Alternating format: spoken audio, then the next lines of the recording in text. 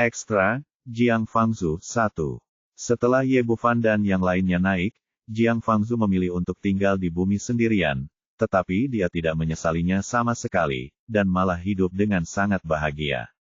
Dia dibesarkan di benua Kunlun. Dia adalah putra tertua dari keluarga Jiang.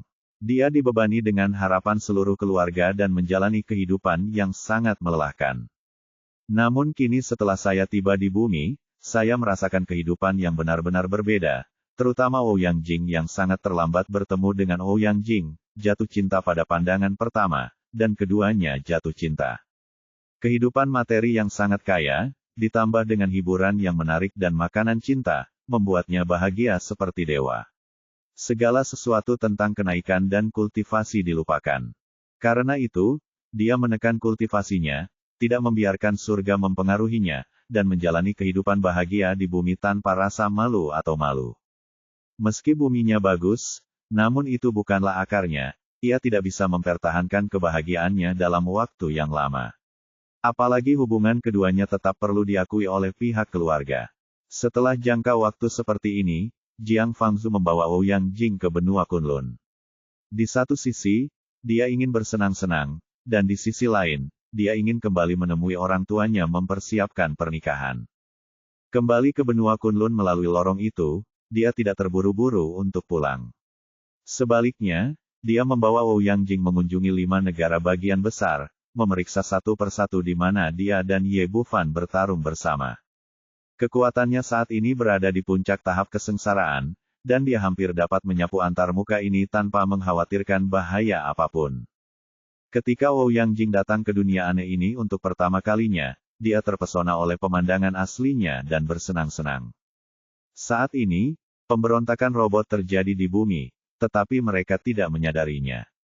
Keduanya melakukan perjalanan selama setengah tahun sebelum bergegas ke negara bagian Tianxiong. Xiao Jing, rumahku ada di depan.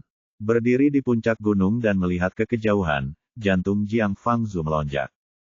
Ini adalah pertama kalinya saya kembali ke rumah setelah bertahun-tahun jauh dari rumah, dan saya merasakan rasa melankolis yang membuat saya merasa lebih dekat dengan rumah dan lebih penakut. Tepat setelah dia selesai menghela nafas, ekspresinya tiba-tiba berubah, dia mengambil Ouyang Jing dan berlari menjauh. Keluarga Jiang tinggal di kota kecil bernama Ping'an, yang berpenduduk sekitar 1 juta jiwa. Jiang Chengsu, ayah Jiang, adalah orang dengan nilai-nilai kekeluargaan yang kuat. Dia sangat menghargai Jiang Fangzhu, putra sulungnya, sejak dia masih kecil. Karena alasan inilah dia bangkrut dan menjual semua properti keluarga sebelumnya untuk memungkinkan putranya mencapai kesuksesan di jalan budidaya. Untungnya, usahanya membuahkan hasil. Setelah bertemu dengan pria mulia ini, Ye Bufan, Jiang Fangzhu naik pangkat dan mencapai tingkat yang melampaui ekspektasinya. Setelah kompetisi Monster Genius, Jiang Fangzhu meminta seseorang untuk membawa kembali 10.000 batu roh. Bagi orang yang kuat, ini tidak seberapa, tetapi untuk daerah kecil, itu adalah kekayaan yang sangat besar. Jiang Chengzu sangat bahagia karena putranya akhirnya sukses. Dia menggunakan uang itu untuk mengambil kembali rumah leluhur yang telah dia jual sebelumnya. Ini semua adalah hal sekunder. Di seluruh benua Kunlun, kekuatan dihormati. Ketika mereka mengetahui bahwa keluarga Jiang memiliki seekor naga, seluruh kota Ping'an memandang keluarga mereka secara berbeda. Sejak saat itu, kemanapun Jiang Chengzu pergi, dia dikelilingi oleh bintang-bintang, dan perlakuannya sebanding dengan seorang penguasa kota. Terlebih lagi, keluarga Jiang menjadi hidup dan sibuk dari sebelumnya rumah yang sepi. Banyak orang datang ke rumah setiap hari untuk memberikan hadiah, mentraktir mereka makanan, dan singkatnya, mencoba menyenangkan mereka dengan berbagai cara. Jiang Chengzu dianggap sebagai keluarga kaya sebelumnya, dan bukan keluarga besar. Dia tidak memiliki banyak pengalaman dalam menangani hal semacam ini, jadi dia tidak bisa menolak kebaikannya, jadi dia menerimanya satu persatu. Namun, segala sesuatunya tidak dapat diprediksi dan situasinya berubah secara tiba-tiba. Sudah lama sekali sejak Jiang Fangzhu kembali, dan bahkan beritanya semakin berkurang. Hingga ia menghilang dari benua Kunlun, banyak orang yang mengabarkan bahwa putra sulung Jiang keluarga sudah meninggal. Orang-orang itu menyanjung keluarga Jiang karena mereka tertarik pada kekuatan Jiang Fangzhu dan masa depan Jiang Fangzhu. Tapi sekarang setelah mereka pergi, situasinya benar-benar berbeda. Pada awalnya, mereka yang menerima berita tersebut masih curiga, tetapi setelah beberapa tahun, Jiang Fangzhu masih belum kembali, bahkan tidak ada surat, apalagi batu spiritual tidak pernah terlihat lagi. Para tamu berdatangan. Kalau memang seperti ini tidak apa-apa, namun setelah beberapa saat, beberapa orang bahkan mulai datang ke pintu untuk mengejeknya, dan beberapa mulai meminta uang dan barang yang telah dia berikan sebelumnya. Akibatnya, Jiang Chengzu pun curiga bahwa putranya benar-benar telah meninggal, merasa sedih dan tidak berdaya. Tanpa putranya sebagai tulang punggung, bagaimana dia bisa melawan orang-orang kaya dan berkuasa itu? Dia hanya bisa memberikan apa yang mereka minta dan mendengarkan apa yang mereka katakan. Selama beberapa tahun terakhir, kekayaan keluarganya yang besar telah dikonsumsi oleh 7 hingga 80 orang 8%. Ayah, menurutmu kapan kakakku akan kembali? Pembicaranya adalah putri tertua Jiang Chengzu, Jiang Jinlan. Dia masih kecil ketika Jiang Fangzhu pergi, tapi sekarang dia sudah menjadi gadis langsing. Ini, siapa yang tahu? Jiang Chengzu menghela nafas. Lagi pula, mempraktikkan hal semacam ini berarti berperang melawan surga dan manusia, dengan pedang yang menjilat darah, dan kematian adalah hal yang biasa. Pak Tua Jiang, keluar dari sini. Ayah dan putrinya sedang berbicara di dalam ruangan. Pintu ke halaman dibuka. Seorang pemuda jangkung berdiri di halaman dengan dagu terangkat, sangat sombong, diikuti oleh yang lain. 7 atau 8 budak rumah tangga. Setelah melihat orang itu, hati Jiang Chengzu tenggelam. Ini adalah Zhang Yao, tuan muda dari keluarga Zhang, keluarga terbesar di kota Pingan. Dia adalah seorang pesolek terkenal dalam jarak ribuan mil. Ketika Jiang Fangzhu pertama kali menyampaikan berita itu, keluarga Zhang bersikap sopan padanya. Bahkan kepala keluarga Zhang memperlakukannya seperti saudara, tetapi sekarang mereka benar-benar berbeda. Keluarga Jiang semakin menurun, sedangkan keluarga Zhang justru sebaliknya. Legenda mengatakan bahwa putri tertua Zhang Yuting tidak hanya bergabung dengan sekte Tianjia, tetapi juga menikah dengan putra pemimpin sekte tersebut. Sekte Tianjia sebelumnya hanyalah sekte kecil, tetapi melalui nasib buruk dalam beberapa tahun terakhir, kekuatannya meningkat pesat. Menurut legenda, pemimpin sekte tersebut telah menjadi orang kuat di alam Dongsu. Akibatnya, status seluruh keluarga Zhang meroket, dan bahkan penguasa kota pun harus bersikap sopan dan hormat saat melihat keluarga Zhang. Jiang Chengzu mempunyai firasat buruk di hatinya. Kunjungan Zhang Yao mungkin tidak berarti apa-apa. Tapi semua orang ada di sini, jadi dia tidak bisa hanya tinggal di kamar saja. Tuan Zhang, angin macam apa yang membawamu ke sini? Jiang Chengzu membungkuk, wajahnya penuh sanjungan. Zhang Yao berdiri di halaman, tidak menatapnya sama sekali. Matanya menyapu ketiga gadis itu, Jiang Jinlan, satu persatu, matanya penuh dengan keserakahan. Tak heran jika meski ketiga putri keluarga Jiang masih muda, mereka semua secantik bunga dan dikenal sebagai 3 bunga emas seluruh kota Ping'an. Orang tua Jiang, saya di sini untuk mengambil rekening hari ini. Jiang Chengzu mengerutkan kening, dan kemudian berkata dengan senyuman di wajahnya, Tuan Zhang, apakah Anda bercanda dengan orang tua itu?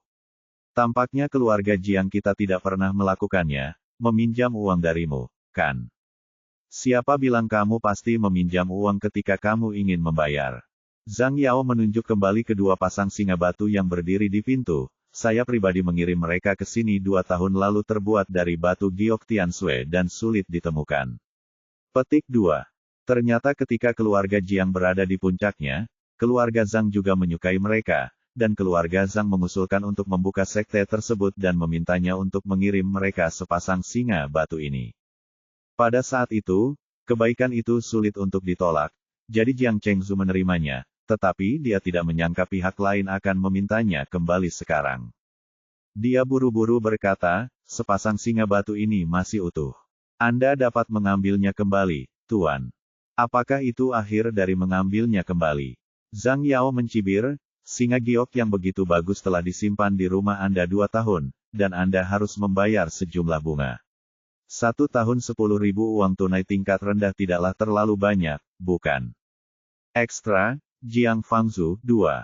Apa? Jiang Chengzu ketakutan saat mendengar angka ini. 20.000 kristal abadi tingkat rendah tidak layak disebutkan oleh orang kuat seperti Ye Bufan, tetapi bagi orang biasa seperti mereka, itu adalah angka astronomi. Kristal peri yang dikirim kembali oleh Jiang Fangzu sebelum membeli rumah leluhur dan menghabiskan banyak uang. Setelah itu, diperas oleh orang-orang itu satu demi satu. Yang penting ini jelas pemerasan.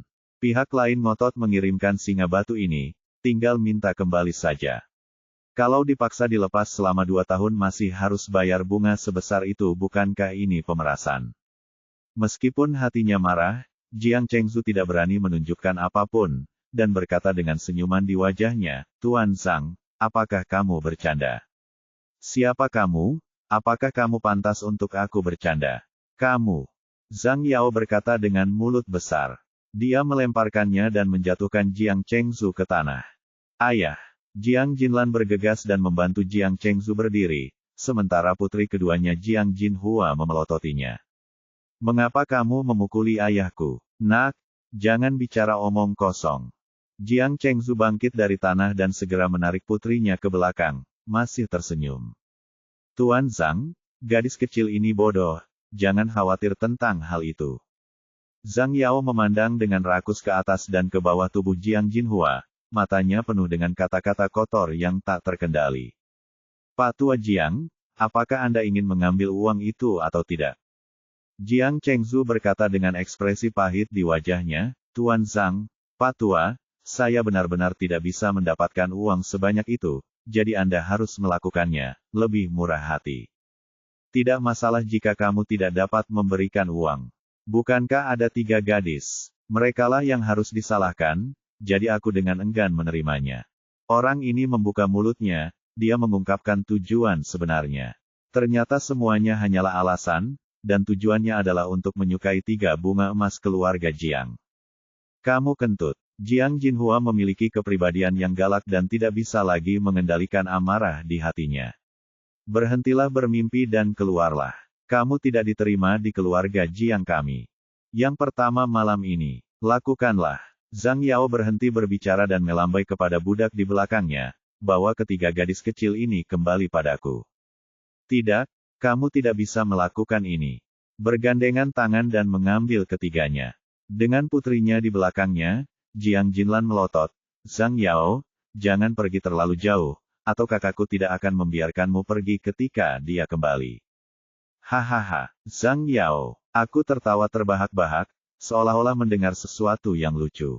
Seperti sebuah lelucon, sudah bertahun-tahun tak ada kabar sama sekali tentang kakakmu. Aku khawatir rumput di kuburnya semakin tinggi, menakuti dia hingga menunggu seumur hidupnya. Meski dia playboy, dia bukan orang bodoh. Alasan menunda-nunda adalah aku tidak datang ke pintu sampai sekarang, hanya untuk mengamati dari samping.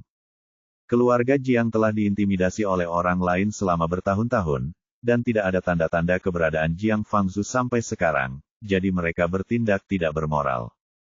Selain itu, dengan menikahnya Zhang Yuting, keluarga Zhang saat ini bukan lagi keluarga Zhang seperti dulu.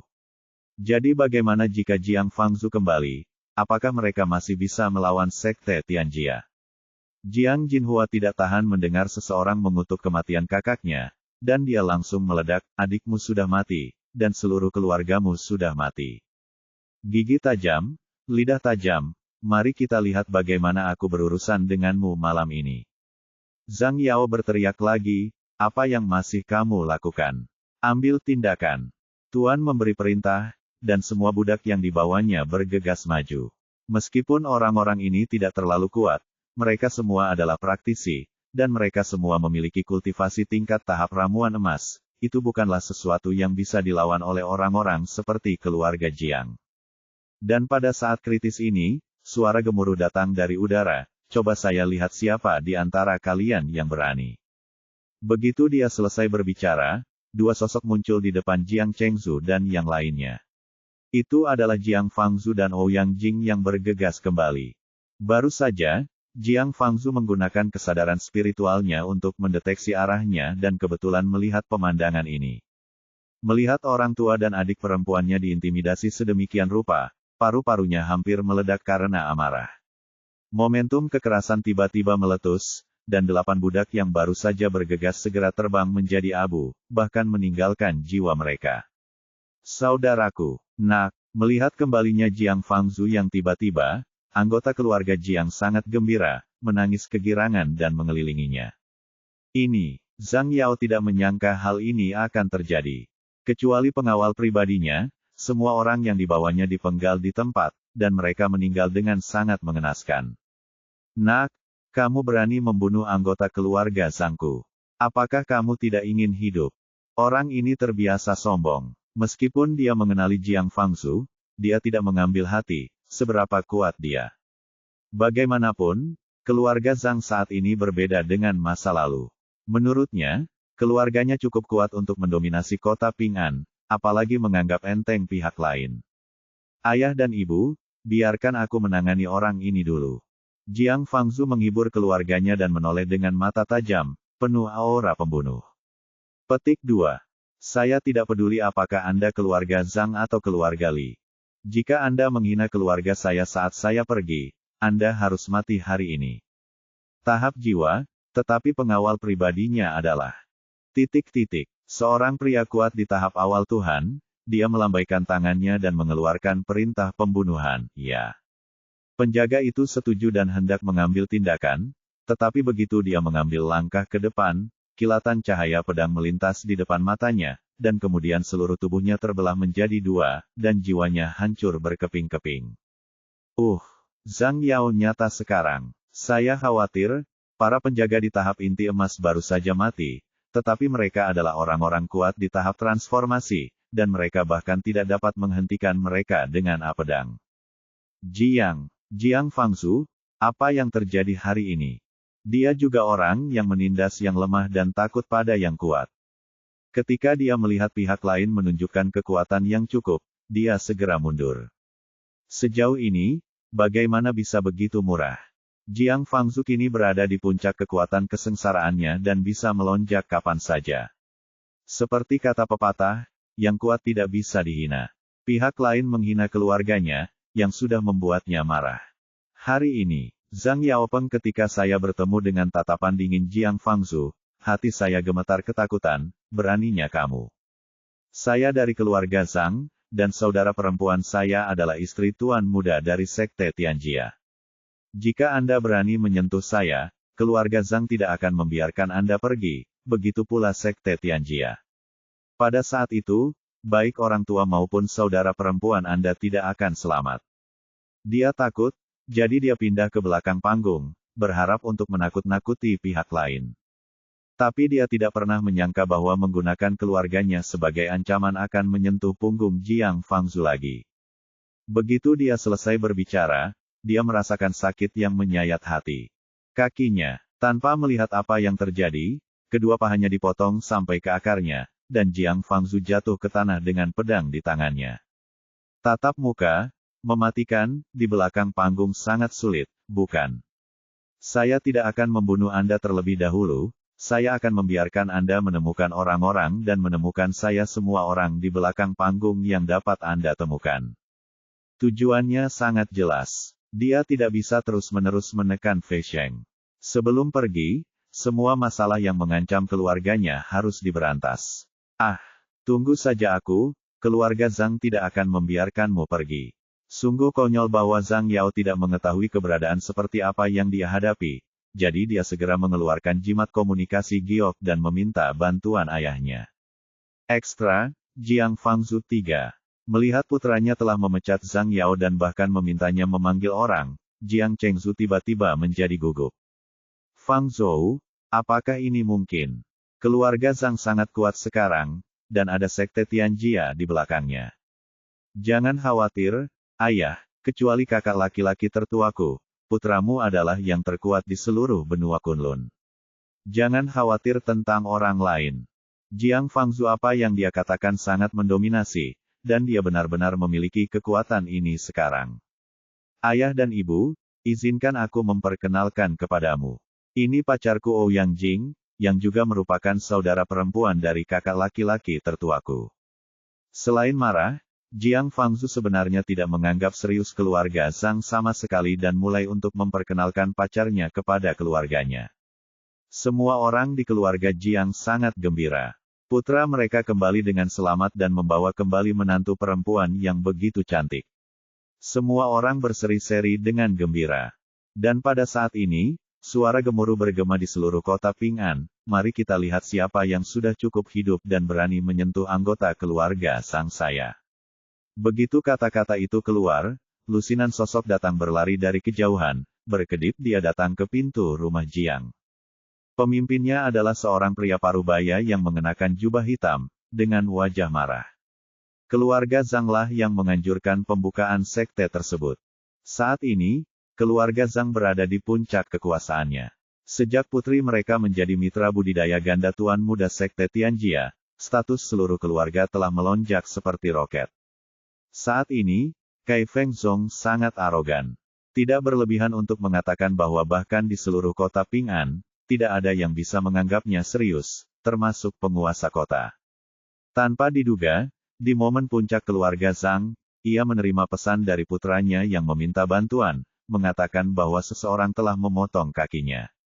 Hal ini membuatnya marah dan segera bergegas ke sini bersama seluruh orang kuat keluarga. Ayah harus membuat keputusan untukku. Setelah melihatnya, Zhang Yao merasa seperti telah melihat penyelamat, menangis dan mengeluh. Jangan khawatir, siapapun yang berani menyentuh anggota keluarga Zhang saya akan mengupas kulitnya dan membuat tubuhnya kram menjadi ribuan bagian hari ini. Saya menyatakan bahwa mulai hari ini, tidak akan ada lagi orang di kota Ping'an. Keluarga Jiang. Setelah dia mengatakan ini, Jiang Chengzu dan yang lainnya menjadi pucat karena ketakutan. Jiang Fangzu tersenyum dingin, kamu sangat kuat, mengapa kamu tidak bertanya apa yang dilakukan putramu? Dapat menyentuhnya. Jika kamu tidak bisa hidup, kamu harus mati. Kata Zhang Zhangzong dengan niat membangun otoritas di kota Ping'an, dan melihat siapa yang berani menyentuh keluarga Zhang-nya di masa depan. Apa yang tidak dia duga adalah sebelum dia selesai berbicara, cahaya dingin melintas di mata Jiang Fangzu.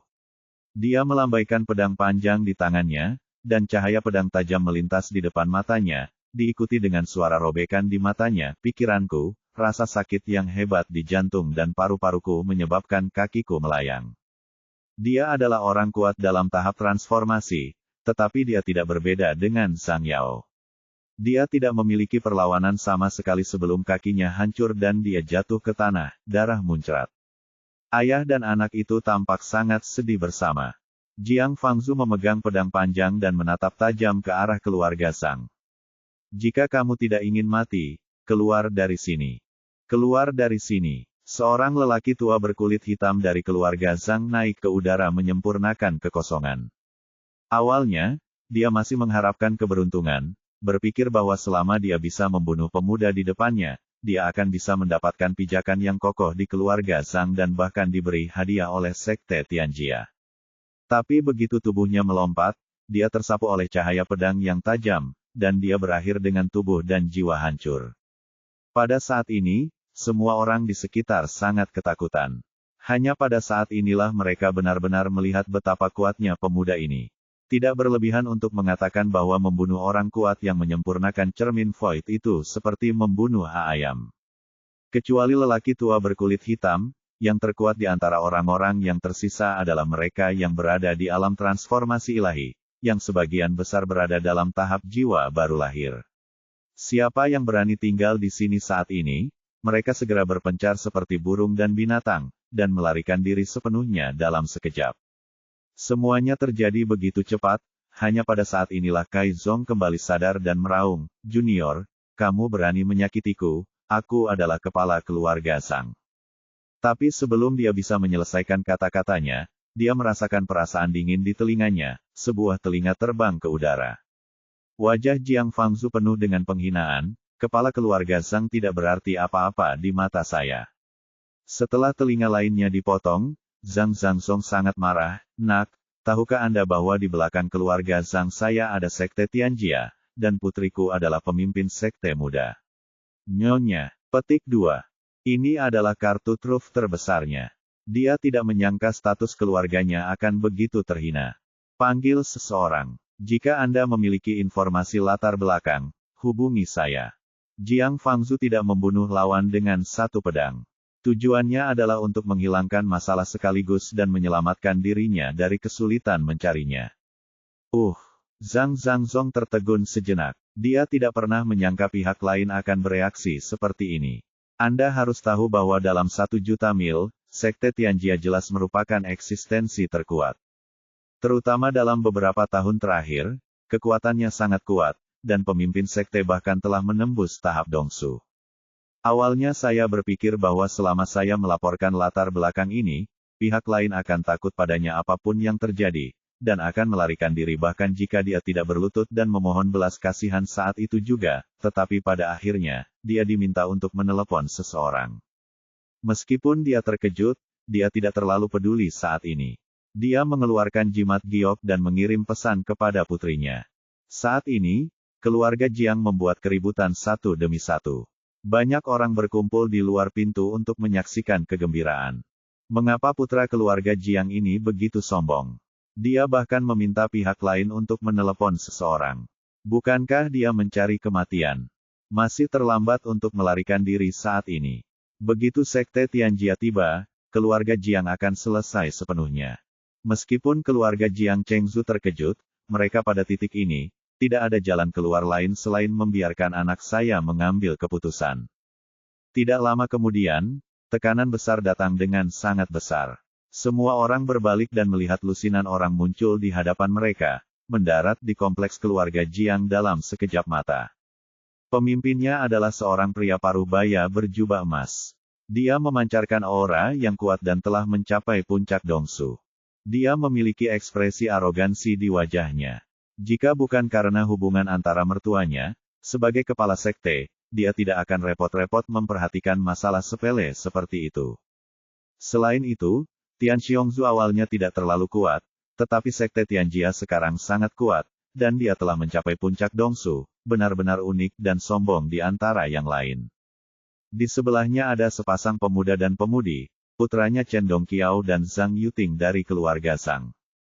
Saya harus mengatakan bahwa Zhang Yuting benar-benar cantik, dengan ciri-ciri yang indah dan sosok yang menggairahkan. Meskipun dia sedikit lebih buruk dari Ouyang Jing, dia jelas merupakan kecantikan yang langka. Ayah. Zhang Yuting melihat ayah dan saudara laki-lakinya terluka seperti ini, dan dia menjadi marah dan berkata dengan wajah galak, bunuh mereka. Kita harus membunuh mereka. Kita harus menyita rumah mereka dan memusnahkan klan mereka, dan memotong mereka berkeping-keping. Dalam hatinya, karena master dari Sekte Tianjia telah tiba secara langsung, tidak ada ketegangan tentang apa yang akan terjadi hari ini.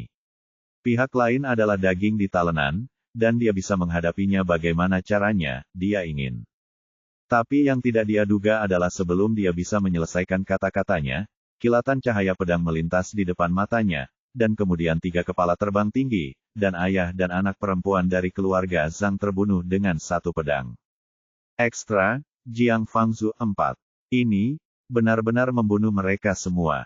Melihat ayah dan anak perempuan dari keluarga Zhang semuanya tewas di tempat, semua orang tercengang.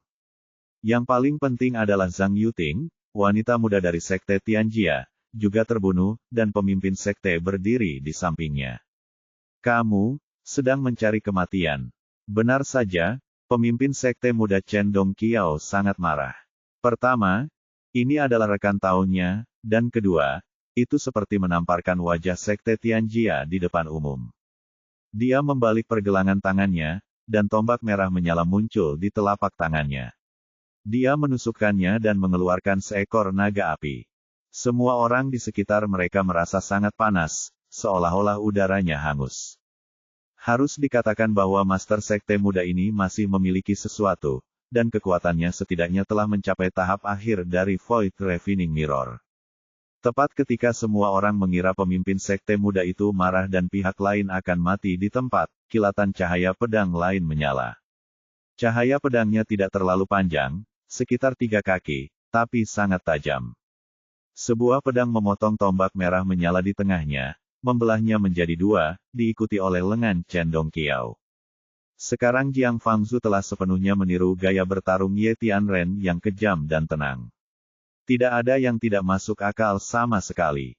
Dia memotong lengan lawan dengan pedang, lalu membalikkan pergelangan tangannya, dan sebuah kepala terbang ke udara lagi. Sebelum orang di sekitarnya dapat bereaksi, tuan muda dari Sekte Tianjia dipenggal di tempat. Ayah, selamatkan aku. Sinar jiwa meluap, dan Chen Dongqiao berteriak minta tolong, tapi dia disambut oleh cahaya pedang lain, yang menghancurkan jiwa itu hingga berkeping-keping. Jiang Fangzu telah menahan ayah dan anak dari keluarga Zhang sebelumnya, hanya untuk membiarkan mereka memanggil orang. Sekarang, semua Sekte Tianjia keluar dengan kekuatan penuh, tanpa rasa hormat sama sekali, dan membunuh pemimpin sekte muda itu dengan satu pedang. His, ada hembusan napas di sekitar mereka. Pemuda ini jauh lebih kejam dari yang mereka bayangkan.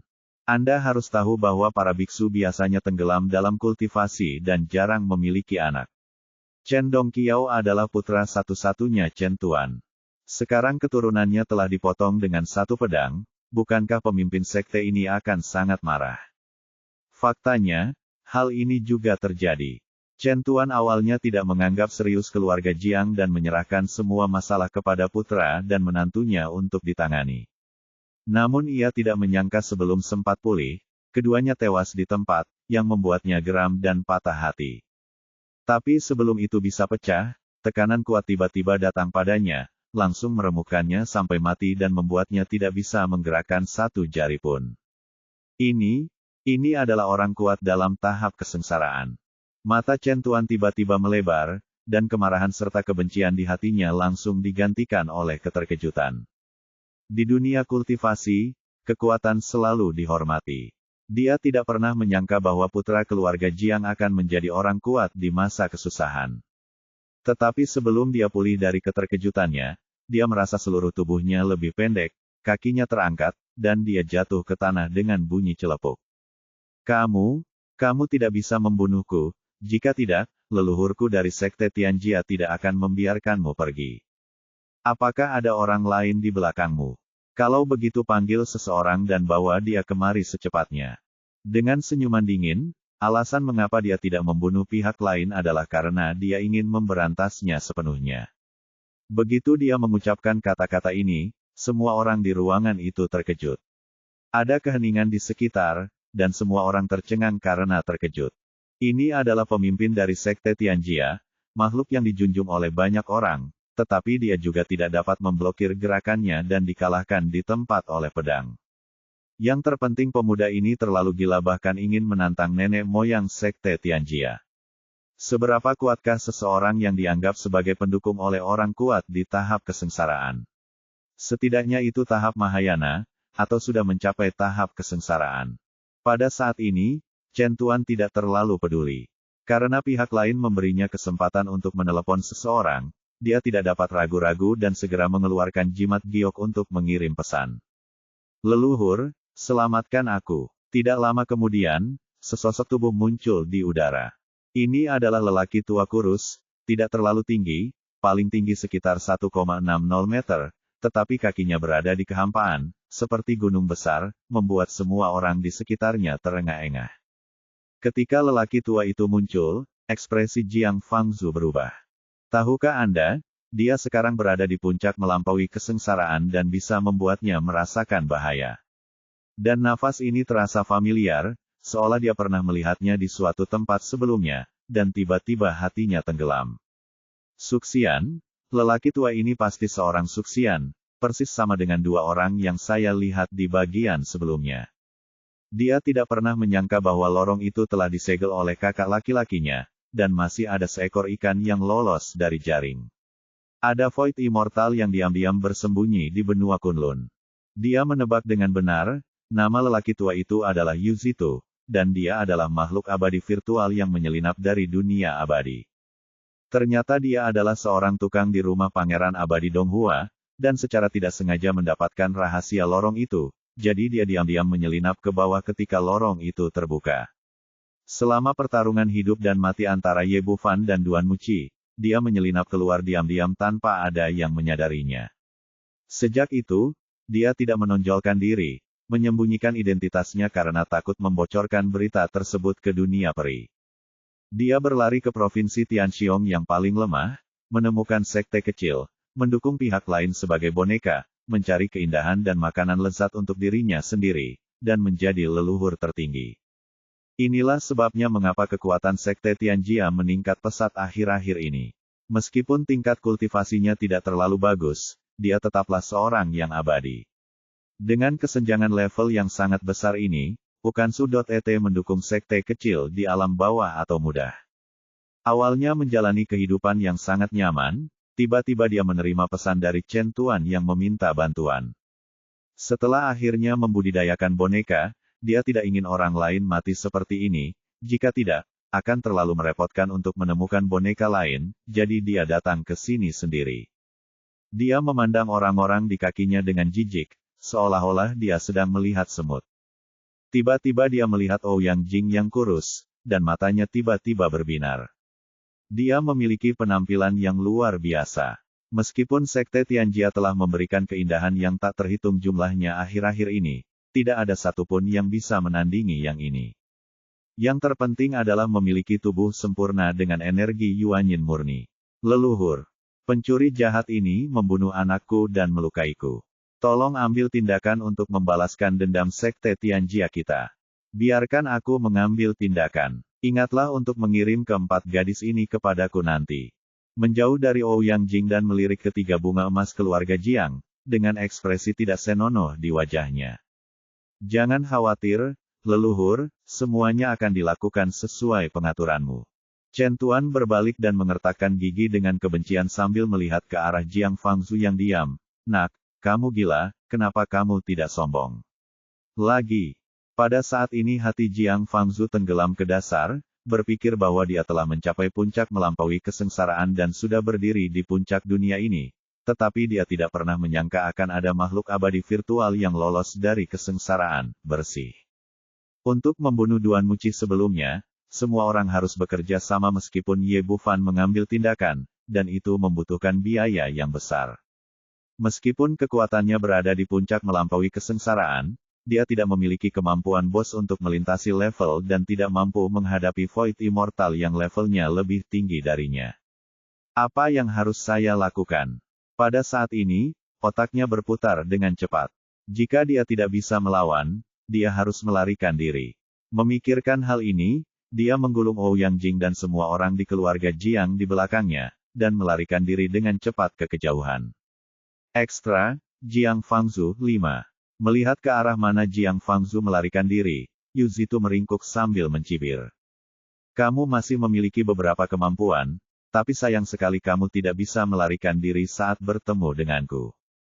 Setelah mengatakan ini, momentum kuatnya tiba-tiba meledak. Meskipun dia menekan kekuatannya karena takut menarik perhatian surga, itu menakutkan tekanannya masih sangat kuat. Ditekan, Jiang Fangzu membeku. Anak kecil, kematianmu telah tiba. Yu Zitu berkata dan bertepuk tangan ringan. Dia sangat menyukai perasaan ini, mampu menjadi orang terkuat di dunia dan mengendalikan hidup dan mati orang lain sesuka hati. Jiang Fangzu menghela nafas dalam hatinya, sepertinya tidak mungkin untuk melarikan diri. Jika itu dia sendiri, itu mungkin masih bisa dilakukan, tapi dengan 5 atau 6 orang di sekitarnya, dia tidak akan bisa meningkatkan kecepatannya sama sekali. Memikirkan hal ini, dia melepaskan gagasan untuk melarikan diri, dan menggunakan ledakan energi untuk mengirim Ouyang Jing dan yang lainnya ribuan kaki jauhnya. Pada saat ini, dia tidak bisa lagi mengelak, jadi dia hanya bisa menyerang dengan paksa dengan telapak tangannya dan bertarung dengan Yu Zitu. Ada ledakan keras, ruang di sekitarnya bergetar, dan energi kekerasan menyapu dengan ganas. Untungnya, Jiang Fangzu baru saja melarikan diri ke ketinggian ribuan mil, jika tidak, seluruh kota Ping'an akan hancur. Kemudian sesosok tubuh terbang terbalik, darah muncrat, dan ternyata itu adalah Jiang Fangzu. Tidak mungkin, kesenjangan kekuatannya terlalu besar. Meskipun Yu Zitu menekan budidayanya ke tingkat puncak melampaui kesengsaraan, dia menggunakan Yuan abadi, yang secara kualitatif berbeda dari Yuan asli. Meskipun budidayanya sama, kekuatannya benar-benar luar biasa. Telapak tangan ini langsung mematahkan lengan kanan Jiang Fangzu, dan organ dalamnya rusak parah. Ini menarik. Kamu berhasil bertahan bahkan setelah ditampar olehku. Kalau begitu biarkan aku melihat di mana kamu bisa melarikan diri kali ini. Yu Zitu juga ingin bertarung dengan cepat. Kali ini dia langsung menggunakan pedang peri menembus kehampaan dengan cahaya pedangnya yang tajam. Kilatan keputusasaan melintas di mata Jiang Fangzu. Belum lagi dia terluka parah sekarang, bahkan di masa jayanya, dia tidak bisa menghentikan pedang ini. Dia hanya menutup matanya dan berdoa diam-diam di dalam hatinya, "Bos, tolong cepat datang. Tidak masalah jika aku mati, kita harus menyelamatkan Xiao Jing dan keluargaku." Melihat Jiang Fangzu akan dibunuh oleh pedang, ekspresi Yu Zitu tiba-tiba berubah, dan dia mencubit formula ajaib di tangannya dan menariknya ke samping. Cahaya pedang yang tajam segera berubah arah, melewati Jiang Fangzu, dan meratakan gunung di belakangnya. Semua orang tercengang dan tidak mengerti mengapa Yu Zitu begitu baik saat ini. Tetapi pada saat ini, ada gemuruh guntur di udara, dan langit yang cerah langsung menjadi gelap dan ditutupi oleh awan petir yang sangat besar. Jiang Fangzu telah menekan kekuatannya sebelumnya, tetapi melawan Yu Zitu, dia tidak berani menahan sama sekali, dan langsung menggunakan seluruh kekuatannya. Nafas puncak melampaui kesengsaraan segera menarik perhatian Dao Surgawi, yang menurunkan kesengsaraan. Adapun Yu Zitu, yang merasakan aura Dao Surgawi, bagaimana dia berani mengambil tindakan. Setelah kesengsaraan surgawi dipicu, dia akan menjadi sasaran kesengsaraan guntur. Entah dia akan dibunuh di tempat atau dikirim ke dunia peri, tidak ada hasil yang dia inginkan. Orang tua, pergilah ke neraka. Pada saat ini, Jiang Fangzu juga menyadari poin kuncinya dan segera mengacungkan pedangnya dan datang untuk membunuhnya. Telah bersama Ye Bufan begitu lama dan melihat bosnya melewati kesengsaraan berkali-kali, dapat dikatakan bahwa dia memiliki pengalaman yang kaya, dan dia juga memiliki labu petir bersamanya. Karena itu, dia tidak takut dengan jatuhnya guntur. Sebaliknya, dia takut jika dia naik, keluarganya dan Ouyang Jing akan berada dalam bahaya. Jadi dia ingin memanfaatkan periode ini untuk membunuh Yu Zitu. Kemudian pemandangan aneh muncul. Dia tidak peduli dengan guntur yang menggelegar, melainkan memiliki niat membunuh. Kamu benar-benar ingin mati. Yu Zitu terkejut. Ini adalah pertama kalinya dia melihat situasi seperti itu. Bukankah seharusnya pihak lain bisa melewati bencana dengan pikiran tenang? Mengapa kamu harus berjuang keras melawan dirimu sendiri? Meskipun dia tidak tahu apa yang sedang terjadi, dia tidak berani memprovokasi bencana dan berbalik dan lari. Orang ini juga sangat licik. Dia tahu bahwa musibah itu tidak akan berlangsung lama dan tidak ingin melepaskan sebagian dari lemak yang ada di tubuh Ouyang Jing, jadi dia terus berputar-putar dan tidak pergi jauh. Jiang Fangzu mengejarnya dengan guntur bergulung di atas kepalanya, tetapi tingkat kultivasinya tidak sebaik lawannya, dan keterampilan tubuhnya tidak sebaik yang ada di dunia abadi, jadi dia pasti tidak akan bisa mengejarnya. Gemuruh. Guntur terdengar, dan guntur pertama turun. Yu Zitu terdiam, merasa karena pihak lain sudah mulai mengatasi kesengsaraan, dia tidak boleh mengejarnya lagi. Tapi kemudian dia terkejut saat mengetahui bahwa Jiang Fangzu tidak berhenti sama sekali. Petir besar menimpanya dan menghilang dengan cepat. Bagaimana mungkin orang ini tidak takut dengan guntur? Dia bingung, tapi dia tidak berani berhenti sama sekali dan mulai berlari lagi. Jiang Fangzu bertahan, tetapi dia benar-benar tidak bisa mengejarnya. Dia dengan cepat mengandalkan kekuatan labu guntur untuk bertahan dari kesengsaraan guntur tingkat ke-6. Biasanya, kualifikasinya biasa-biasa saja, dan dia bahkan tidak memiliki kesengsaraan guntur tingkat ke-6. Hanya saja dia telah bersama Ye Bufan begitu lama, dan fisiknya telah meningkat dengan berkah berbagai ramuan. Setelah badai petir berlalu, awan guntur menghilang, dan cahaya spiritual berwarna-warni menimpanya dari udara, dan mulai membubung ke atas di bawah daya isap yang sangat besar. Jika orang normal selamat dari kesengsaraan, dia akan sangat gembira, tetapi saat ini Jiang Fangzu khawatir. Membaca www.uukas.et. Zamao tua, keluarga Zhang, ingatlah ini, jika ada di antara kalian yang berani menyentuh kerabatku setelah aku naik, aku pasti akan menghancurkanmu menjadi abu. Yu Zitu sudah lama diburu, saya sudah lama menahan amarah saya, dan sekarang saya langsung merasa segar. Hahaha, nak, kamu masih sombong padaku saat ini. Setelah kamu pergi, aku akan menjaga wanita-wanita ini untukmu. Adapun kedua lelaki tua itu, pergilah ke dunia bawah untuk menemukan mereka. Kamu, Jiang Fangzhou meraung dan berjuang mati-matian, mencoba melepaskan diri dari belenggu kesengsaraan surgawi, tetapi kekuatannya tidak cukup dan dia dengan cepat menghilang. Begitu dia pergi, beberapa anggota keluarga Jiang menjadi gugup. Tanpa perlindungan Jiang Fangzhou, bagaimana mereka bisa menghadapi keluarga Zhang yang seperti serigala? Hahaha, kamu juga punya hari ini. Kaizong tertawa bangga dan melambaikan tangannya, singkirkan mereka dariku. Tanpa keterkejutan Jiang Fangzhou, semua orang di keluarga Zhang yang gemetar sebelumnya berlari kembali dan mengerumuni. Berhenti. Pada saat ini, Ouyang Jing melangkah maju dan melindungi 5 anggota keluarga Zhang di belakangnya. Meskipun dia sedikit gugup, dia jauh lebih baik daripada beberapa anggota keluarga Jiang. Kalau kamu berani main-main, kakakku tidak akan melepaskanmu. Adikmu tidak akan melepaskan kami, hahaha, gadis kecil, menurutmu ini perkelahian antar anak. Kamu masih mencari adikmu. Yuzitu bercanda sebentar sambil tertawa terbahak-bahak, jika kamu memanggilku seperti ini, coba aku lihat siapa saudaramu. Ya, apakah kamu keberatan? Saat suara dingin terdengar, sebuah telapak tangan besar tiba-tiba muncul di depan dari matanya. Bang! Terdengar suara nyaring, dan Yuzitu, yang tadinya sombong, terlempar sejauh 100 kaki karena tamparan ini, membuat separuh giginya patah. Pada saat yang sama, sosok tinggi muncul di depan Ouyang Jing dan yang lainnya, itu adalah Ye Bufan. Ekstra, Jiang Fangzhou 6. Saudaraku, Ouyang Jing bertahan dengan hasratnya sendiri, tetapi pada saat ini dia melihat kakaknya langsung pingsan. Selain itu, Jiang Fangzhou naik. Meskipun dia sudah bersiap sebelumnya, dia masih khawatir saat ini. Apalagi keduanya sedang jatuh cinta dan tak tega berpisah sejenak di hari kerja. Kini mereka tiba-tiba terpisah menjadi 2 dunia, tentu saja mereka merasa tidak nyaman. Jangan khawatir, tidak akan menjadi masalah jika aku ada di sini. Ye Bufan menepuk bahunya dan menghiburnya dengan lembut. Nak, siapa kamu? Beraninya kamu secara diam-diam menyerang tetua tertinggi. Yang menarik adalah bahwa keluarga Zhang menganjurkan pembukaan sekte. Di mata orang ini, Ye Bufan pasti telah menyerang Yuzitu secara diam-diam. Jika tidak, dengan bantuan tetua tertinggi dari sekte Tianjia, orang kuat di puncak kesengsaraan, dia hampir tak terkalahkan di dunia ini, bagaimana dia bisa dikalahkan dengan tamparan.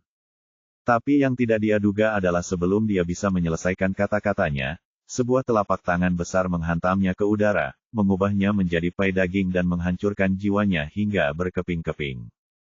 Yang mengambil tindakan bukanlah Ye Bufan, melainkan Yuzitu yang baru saja dikalahkan. Orang ini mendominasi dunia ini, tetapi dia tahu identitas aslinya, dia hanyalah makhluk abadi. Saat Ye Bufan mengambil tindakan, dia merasakan tekanan yang sangat besar, yang cukup untuk membuat hatinya bergetar. Itu bahkan berkali-kali lebih kuat daripada Raja Abadi Donghua saat itu. Awalnya, dia hanyalah orang kecil di dunia peri, bukan pria tangguh, tapi dia benar-benar menyerah pada saat ini. Dia menamparkan Kaizong sampai mati dengan cara yang menyanjung, dan kemudian berlutut sambil menjatuhkan diri. Yang mulia abadi, saya salah, tolong selamatkan hidup saya. Semua orang tercengang saat ini, mata mereka melebar dan mulut mereka terbuka lebar, tidak dapat mempercayai apa yang mereka lihat. Anda harus tahu bahwa ini adalah nenek moyang dari sekte Tianjia. Dia baru saja membunuh semua orang dan sangat kuat. Mengapa pemuda ini berlutut begitu dia muncul? Orang yang paling kesal adalah keluarga Zhang. Awalnya mereka mengira sekte Tianjia adalah pendukung mereka, namun pada akhirnya, kepala keluarga ditampar sampai mati. Zhang Yao sangat ketakutan hingga dia hampir kencing di celana dan diam-diam ingin melarikan diri. Tetapi begitu dia berbalik, dia terpental kembali seolah-olah dia menabrak dinding yang tidak terlihat. Kemudian ruang di sekitarnya langsung menjadi seberat beban raksasa, menghancurkannya begitu keras hingga dia tidak bisa bergerak sama sekali. Selain itu, Chen Tuan, pemimpin sekte Tianjia, juga tercengang. Dia tahu betul kekuatan leluhurnya, mungkinkah pihak lain memiliki asal-usul yang lebih besar dan kekuatan yang lebih kuat. Menyelinap ke dunia abadi Kunlun, berperilaku buruk, menindas saudaraku, dan mengingini keluarganya, apakah kamu pikir kamu bisa bertahan? Ye Bufan berkata dengan dingin, tapi aku tidak akan membunuhmu, hidupmu adalah milik saudaraku. Terserah dia untuk menyelesaikannya sendiri. Ini, Yu Zitu bingung setelah mendengar kata-kata ini. Apakah ini akan membunuhnya atau tidak? Serahkan pada Jiang Fangzu untuk menanganinya, tetapi pihak lain sudah naik. Apakah dia ingin membawanya kembali ke dunia peri? Tepat ketika dia penuh keraguan, dia melihat Ye Bufan menggesek ke dalam kehampaan, dan retakan muncul di telapak tangannya yang tampak biasa, lalu dia mengulurkan tangan dan meraihnya. Yu Zitu gemetar ketakutan. Meskipun dia hanya seorang tukang di istana Raja Abadi Donghua, dia juga tahu betapa kuatnya penghalang luar angkasa di dunia peri. Jika tidak, Raja Abadi Donghua tidak akan bekerja keras untuk menghancurkannya melalui lorong seperti itu. Tapi sekarang di depan pemuda ini, penghalang luar angkasa yang tidak bisa dihancurkan itu seperti kertas, mudah tergores. Sebelum dia sempat pulih, kejadian yang lebih mengejutkan terjadi lagi. Saya melihat Ye Bufan menarik kembali telapak tangannya, dan tangan besar abadi itu benar-benar membawa kembali sosok Jiang Fangzu yang baru saja naik. Jiang Fangzu berdiri di kehampaan dengan ekspresi bingung yang sama di wajahnya. Dia baru saja naik ke alam abadi dengan keengganan yang tak ada habisnya, tetapi begitu dia melangkah ke Ascension Hall, dia ditangkap oleh sebuah tangan besar sebelum dia bisa mengetahuinya, apa yang sedang terjadi. Ketika dia datang ke dunia peri untuk pertama kalinya, dia masih sangat gugup. Dia tidak tahu bagaimana situasinya, tetapi ketika dia melihat ke atas, dia melihat Ye Bufan. Saudaraku, itu kamu. Kenapa kamu ada di sini? Dari mana asalmu? Penemuan ini membuatnya sangat gembira, dan dia langsung merasa percaya diri selama dia berdiri di samping kakak tertuanya. Kita akan membicarakan sisanya nanti. Aku akan membantumu meningkatkan kekuatanmu, dan kemudian membunuh orang itu. Setelah berbicara, Ye Bufan mengulurkan tangannya dan menekan dantian Jiang Fangzu, dan mulai dengan cepat membantunya mengubah dantian, energi dalam tubuhnya.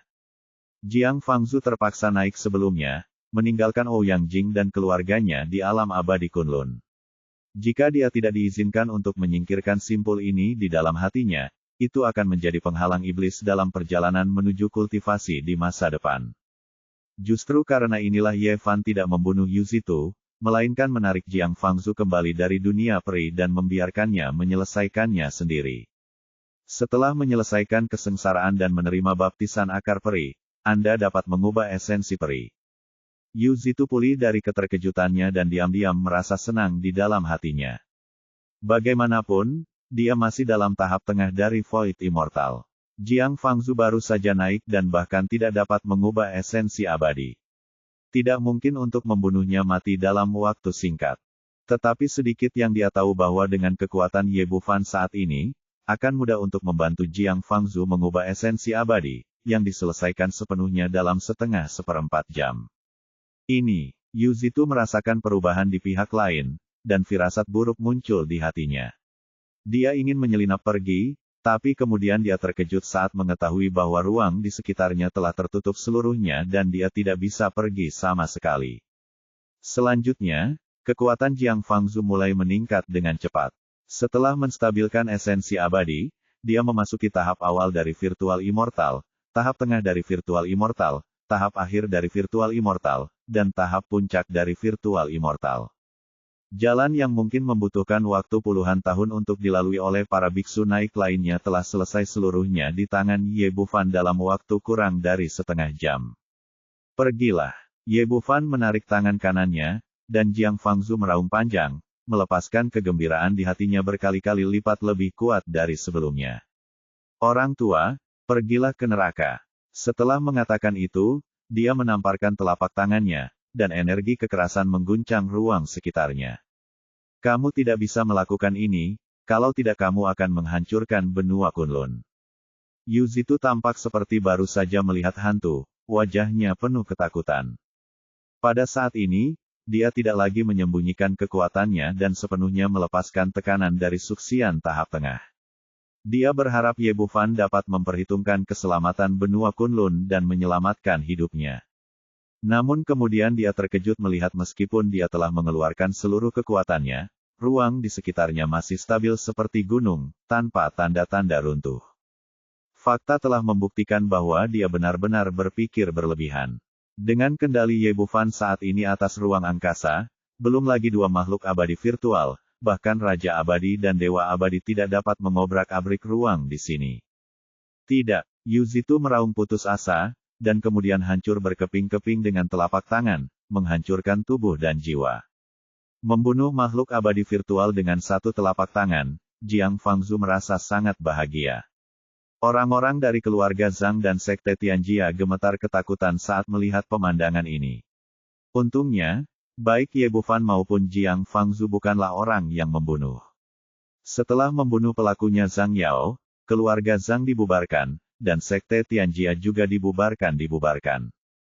Setelah pertempuran ini, Jiang Fangzu kembali, dan keluarga Jiang melonjak ke langit, menjadi keluarga terbesar di kota Pingan, dan tidak ada yang berani menyinggung perasaannya di seluruh benua Kunlun.